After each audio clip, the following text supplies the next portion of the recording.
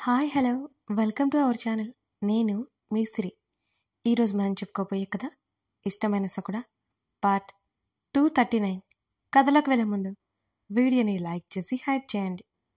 ఎక్కడికి వెళ్తున్నాం? అప్పటికే వేదధరని 10 సార్లు అడిగారు. వెళ్తున్నాం కదా, కాసేపు వెయిట్ చేయలేరా? హర్ష విసుక్కున్నాడు. అక్కడ వాళ్ళు రెంట్కి తీసుకున్న కారులోనే వెళ్తున్నారు. అక్క చెల్లెళ్ళిద్దరినీ వెనక పడేసి స్నేహితులిద్దరూ ముందు కూర్చున్నారు. కాసేపటి తర్వాత గగన్ కారు ఆపాడు. అందరూ కిందకి దిగారు. పార్కింగ్ సరిగ్గా ఉందా లేదా అని చెక్ చేసుకుని నలుగురు నడిచారు. పచ్చని గడ్డి, వాటి మీద మంచు ముత్యాల్లా మెరుస్తోంది. ఉదయం కురిసిన మంచు మధ్యాహ్నానికి ఇంకా కరగనట్టుంది. కానీ అది ఉదయాన్నే తలిపించేలా ఉంది వాతావరణం. ధరణి చేతులు రుద్దుకుంటూ స్వెటర్ జిప్ పైకి లాగేసుకుని తన క్యాప్ వేసేసుకుంది. ఇక్కడేంటి, మనుషులు కూడా లేరు? వస్తారు. హర్ష వేద ముందు ఏదో మాట్లాడుకుంటూ వెళ్ళిపోతున్నారు. ఒక చెయ్యి తన పాకెట్లో పెట్టుకుని మరొక చెయ్యి గగన్కి అందించింది ధరణి. ఆమె మొహం ఆ చల్లగాలికి గడ్డగా పడినట్టు ఫీల్ అయిపోతోంది. ఎక్కడికి వెళ్తున్నావు అసలు? రాళ్లతో క్రియేట్ చేసినట్టున్న ఆ చిన్న చిన్న కొండల్ని చూస్తోంది తను. అవి కమాన్లా రోడ్డుకి ఇరువైపులా చెక్కి ఉంచారు. వాటి కింద వెళ్తుంటే ధరణికి చాలా ఆశ్చర్యంగా ఉంది. అవి మనుషులు క్రియేట్ చేశారా, లేకపోతే ప్రకృతి సృష్టించిందా తెలియట్లేదు. ధరణి అదే ప్రశ్న అడక్క అదంతా ప్రకృతి మాయని తెలియగానే ఆమె అబ్బురపడింది. ధరణి చేతిని ముద్దు పెట్టుకుని ఆమె భుజం చుట్టూ చెయ్యేశాడు గగన్. ధరణి మరింత అబ్బురంగా చిన్న చిన్న కాలువలు, వింతగా మట్టితో చిక్కిన ఆ రాతి కొండలు అవన్నీ చూస్తూ అతనితో పాటు అడుగులేస్తోంది. ఆమె ముఖంలో కనిపిస్తున్న సంభ్రమం అతను చూస్తూనే ఉన్నాడు. అదే అతనికి అత్యంత అబ్బురమని ఎవరికి తెలుసు? వావ్! వేద చప్పట్లు కొట్టి పక్కనే ఉన్న హర్షని కౌగిలించుకుంది.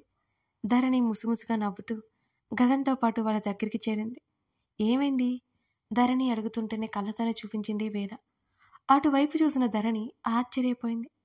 ఆకాశ రంగులో తేటగా స్వచ్ఛంగా కనిపిస్తున్న నీళ్లతో పాటు కింద నేల కూడా కనిపిస్తోంది. చిన్న చిన్న చేప పిల్లలు ఆ నేలలో వెళ్తూ మరింత క్లియర్గా కనిపిస్తున్నాయి.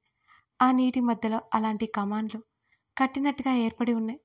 చుట్టూ చిన్న చిన్న కొండలు చాలా వింతగా చూడ్డానికి అందంగా ఉన్నాయి. ధరణి కాస్త ముందుకు వెళ్ళి చేతిని వెనక్కి లాక్కుని ఆ స్వచ్ఛమైన నీళ్ళని ముట్టుకుంది. చేతికి వెచ్చగా తగిలాయి. ఇలాంటి చల్లని వాతావరణానికి చల్లగా కదా ఉండాల్సింది. కానీ ఆమెకి ప్రకృతి ధర్మం గుర్తొచ్చి నవ్వుకుంది. దూరంగా పొడవైన పడవలు కనిపిస్తున్నాయి. కొంతమంది టూరిస్టులు వెళ్తున్నారు. 5-6 పడవలకు మించి లేవక్కడ. జనం కూడా తక్కువ ఉన్నారు. మరోవైపు కొంతమంది మనుషులు కనిపించారు. ఒకచోట కూర్చుని సరదాగా నవ్వుకుంటూ ముచ్చట్లు పెడుతూ తింటూ ఉన్నారు. హర్ష గగన్ వెళ్ళి ఒక అతనితో మాట్లాడి వచ్చారు. వామ్మో, నాకు ఇలా వాటర్లో వెళ్ళడం అంటే పిచ్చి భయం అని హర్ష చేతిని గట్టిగా పట్టుకుంది వేద. ఏం అని అడిగాడు. ఏమో, నేను పక్కనే ఉంటాను కదా, ఏం కాదు, సరదాగా ఉంటుంది. అసలు వాటర్ డెప్త్ కూడా ఎక్కువ ఉండదు చూడు. హర్ష ఆమె చుట్టూ చేసి ధైర్యం చెప్పాడు. ధరణి పెరిగిందంతా వైజాగ్. ఆమె ఎప్పుడూ సముద్రాల వెంట తిరగడంతో ఇప్పుడు ఎగ్జైట్ ఫీల్ అవుతోంది. కానీ వాటర్ని చూసి భయపడలేదు. 2 పడవలు వాళ్ళ ముందుకు వచ్చాయి. తమ పతి చేతులు పట్టుకుని జాగ్రత్తగా ఎక్కారు ఇద్దరు. 10 కిలోమీటర్స్ వెళ్తోంది. గగన్ చెప్పగానే ఆమె కళ్ళు మెరిశాయి.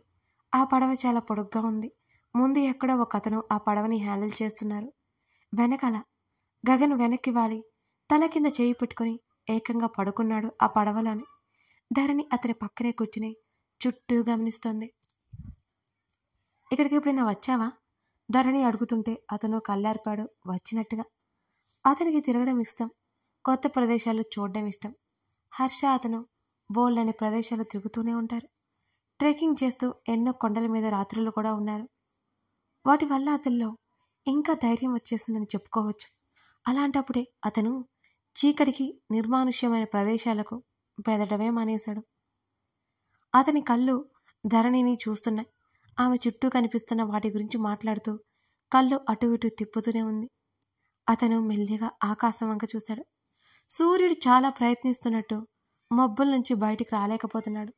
పాక్షికమైన వెలుగు నేల మీదకి పంపిస్తున్నట్టు ఎక్కడో దాక్కుని ఉన్నాడు.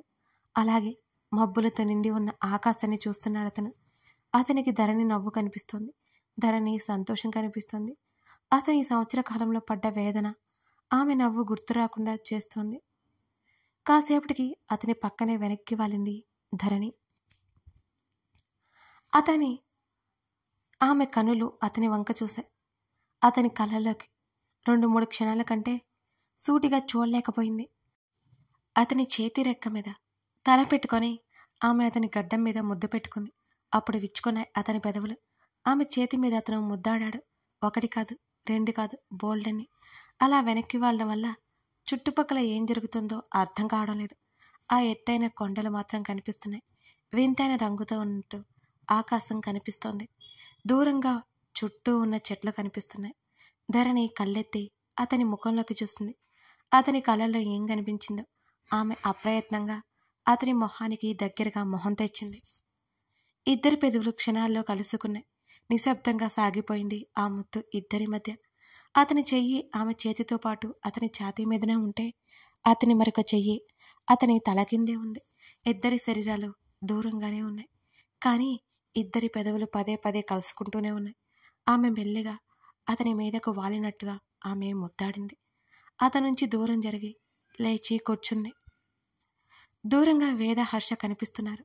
హర్ష భుజం మీద తల పెట్టుకుని చేత్తో అవి ఇవి చూపిస్తూ అతనితో మాట్లాడుతూ అప్పుడప్పుడు అతన్ని కొడుతూ అతన్ని హత్తుకుంటూ సరదాగా వెళ్ళిపోతున్న వారిని చూస్తూ ధరణి నవ్వుకుంది. ఒక్కొక్కరి ప్రేమ ఒక్కోలా ఉంటుంది.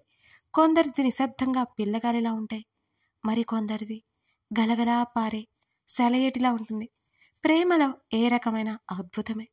మోకాళ్ళ పైకి మడిచి వాటి మీద తల పెట్టుకుని చుట్టూ చూస్తున్న ఆమె తల తిప్పి గగన్ వైపు చూస్తుంది. అతను ఏదో కళ్ళు మూసుకొని ఏదో ధ్యానంలో ఉన్నట్టే ఉన్నాడు. తనకు అలాగే కనిపిస్తున్నాడు. ఆమె చేతులు అప్రయత్నంగా అతని జుత్తు లోపలికి వెళ్ళిపోయాయి. అతని కనురెప్పలు కొంచెం కదిలే. ఆ పడవ కాస్త ముందుకెళ్ళిపోయింది. హే ధరణి, గగనెక్కడా? వేద దూరం నుంచి అరుస్తుంటే ఆమె చెంప కింద 2 చేతులు పెట్టుకుని తల పక్కకు వాల్చి పడుకుని ఉన్నట్టు సైగ చేసింది వేదకి. సరే అన్నట్టు చేయి చూపించింది. ధరణి ఆ పరిసరాలను, జ్ఞాపకాలను మనసులో నింపుకుంటోంది. గగన్ ఆమెను కెమెరాలో బంధించాడు. 4 సరదాగా తిరిగేసి కారు దగ్గరికి వచ్చేశారు. రేపే వెళ్ళిపోవాలి. వేద పెదవి విరిచింది. ఏం, ఇంకా ఇక్కడే ఉండిపోతావా ఏంటి? హర్ష నవ్వాడు. ఇక్కడ బాగుంది హర్ష. ఆమె మాటలకి అలాగే చూశాడు. ఏంటా చూపు అని అడిగింది వేద. ఈ డైలాగ్ ఎన్నిసార్లు చెప్తా వేద? హైదరాబాద్లో ఇదే అంటావు, ఢిల్లీ వెళ్తే ఇదే అంటావు, డార్జిలింగ్లో ఇదే అంటావు, ముంబై వెళ్తే ఇదే అంటావు, ఇక్కడికి వచ్చాక కూడా ఇదే అంటున్నావు అని హర్ష అనగానే ఆమె పల్లికిరించింది. ధరణి వాళ్ళందరినీ ముచ్చటగా ముసిగుసిగా నవ్వుకుంది.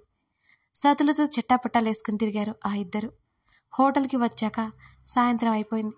బెడ్ మీద బ్యాగ్ పడేసి సర్దుతోంది వేద. నాకు నిన్ను శారీలో చూడాలని ఉంది. ఆమెను వెనక నుంచి హత్తుకుని ఆమె చెవిలో చెప్పాడు హర్ష. ఆమె చేతిలో ఉన్న బట్టలు బెడ్ మీద జారిపోయాయి. నా దగ్గర ఇప్పుడు లేదు. ఆమె బిక్కమొహం వేసింది. ఇట్స్ ఓకే, ఇండియా వెళ్ళాక సారీ అన్నది వేద. ఆ మాత్రం దానికే ది గ్రేట్ వేదవతి సారీ చెప్పడం చిత్రంగా లేదు అని నవ్వాడు. చేస్తున్న పని వదిలేసి అతని వైపు తిరిగి నెమ్మదిగా అతని చొక్కా సవరిస్తూ, ది గ్రేట్ వేదవతి హస్బెండ్ గారు ఓ కోరిక కోరారు. అది తీర్చలేకపోతే మాత్రం బాధ ఉండదా ఏంటి? ఆమె అతని కళ్ళలోగా చూసింది. ఆమె మెడవంపున చేతిని పోనిచ్చి చెంప మీద వేలతో తడిమాడు. ఈ ఒక్క రాత్రితో అయిపోదు కదా, బోలెడు రాత్రులు. అతని మాటల్లో ఆంతర్యానికి ఆమె చెంపలు కెంపులైపోయాయి. అతని పెదవులు ఆమె పెదవులని నెమ్మదిగా చేరాయి. తర్వాత 4 ఇండియా చేరుకున్నారు. వెళ్ళగానే అమృత దగ్గరికి వెళ్ళిపోయింది ధరణి. ఆ బుజ్జిబాబుని చూస్తుంటే ధరణికి చాలా సంతోషంగా ఉంది. నిద్రలో ఆ బుజ్జిగాడి నవ్వు వెనుక అమృత కష్టం కనిపిస్తోంది ధరణికి. అమ్ము, వీడు కమలన్నయ్యలా ఉన్నాడే అని నవ్వుతూ అంది ధరణి. నిజమే అని నవ్వింది అమృత కూడా. దీక్షతో కాసేపు మాట్లాడింది. శృతి వస్తాను అంది వాళ్ళ అన్నది అమృత. అవునే, ఇంటికి రమ్మన్నాను. జాబ్ మానేసిపోయింది ఎందుకో అమృత అన్నది. మన ఇద్దరం లేమట, బోర్ కొడుతుందట అన్నది. 2 రోజులు ఉండవన్నాను మా ఇంట్లో. ఇద్దరు మాట్లాడుకుంటున్నారు. టైమే తెలియలేదు. కమల్ తీసుకెళ్లి జాగ్రత్తగా ఇంటి దగ్గర వదిలి వచ్చాడు ధరణిని. ఆమె హర్ష, వేద వచ్చి ఉన్నారు. వాళ్ళతో పాటు ఇంకో వ్యక్తి కూడా కనిపించాడు ధరణికి. ధరణి, నీకోసమే చూస్తున్నా అంటూ లాక్కుని వచ్చి, విజయ్, చెప్పానుగా ధరణి, నా వన్ అండ్ ఓన్లీ చెల్లి అని పరిచయం చేసింది వేద.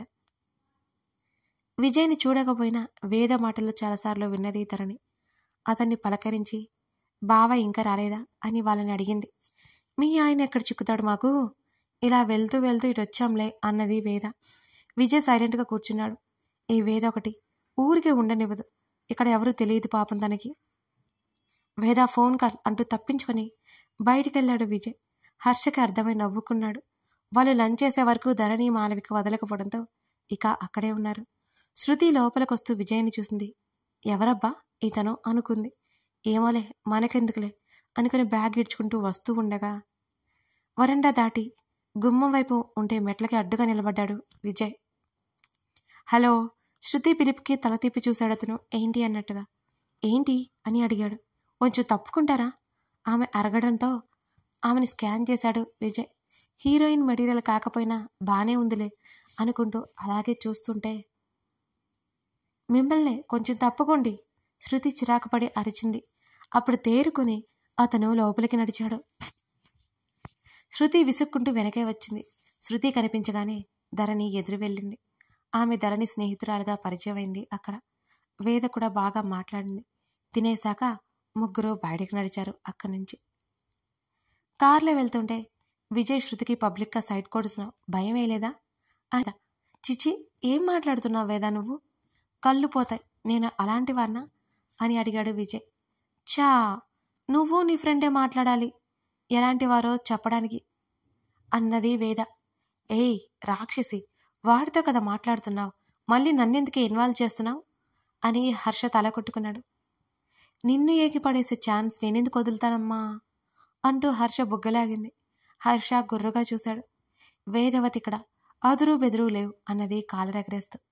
వాళ్ళ గొడవలో తన విషయం మర్చిపోయిందనుకున్నా విజయ్ హమ్మయ్య అనుకున్నాడు. కానీ అక్కడ ఉంది వేదవతి కదా. విజయ్, శృతి బాగుంది కదా అని వేద నవ్వింది ఏమాత్రం మర్చిపోకుండా. వేద, నన్ను ఆడుకోకు, నీకు దండం అని అన్నాడు విజయ్. ఏయ్, హెల్ప్ కావాలంటే అడుగు, తను నా చెల్లి ఫ్రెండే, అయినా ఇలా ఎంతకాలం ఒంటిగా సొంటు కొమ్ములా ఉంటావు చెప్పు అని అడిగింది వేద. అవసరమైతే అడుగుతానులే హర్ష, నన్ను ఎక్కడైనా దింపేయరా అని వేడుకున్నాడు విజయ్. చేస్తే చాలే, వేద చెప్పింది కూడా కరెక్టే కదా అని హర్ష అన్నాడు. అరే, మీ వైఫ్ అండ్ హస్బెండ్ నన్ను ఆడుకోగనరా అని విజయ్ వాపోయాడు. హర్ష వేద నవ్వుకున్నారు. హర్ష కారాపి అక్కడికో వెళ్ళాడు. వేద, ముందున్న వేదని పిలిచాడు విజయ్. ఏంటి, నిజంగానే ఆ అమ్మాయి నీకు తెలుసా అని విజయ్ అనగానే అతన్ని పైనుంచి కింద వరకు చూసింది వేద. విజయ్ పల్లెకిలించాడు ఆమె చూపులకి. ప్లీజ్ వేదా అని అడిగాడు. హర్షరాని చెప్తా నీ పని అంది. వేదా, వాడితో చెప్పుకు ఆడుకుంటాడు, నువ్వు నా బంగారు చెల్లివి కదూ అని అడిగాడు విజయ్ నవ్వుతూ. నన్ను రాక్షసి అన్నావు నువ్వు అంది వేద. చెంప మీద ఒక్కటి కొట్టుకుని, తెలియక బుద్ధి తక్కువ ఎప్పుడైనా అని ఉంటాను అంతేకాని కావాలని ఎప్పుడూ అనలేదు వేదా అని ఆమెనే చూశాడు శృతి కోసం మరింత ఆశగా. వేదా ప్లీజ్, ఆలోచిస్తా, బట్ వన్ కండిషన్ అంటూ దూరంగా ఎవరితోనో మాట్లాడుతున్నా హర్షను ఒకసారి చూసి విజయ్ వైపు తల తిప్పింది వేద.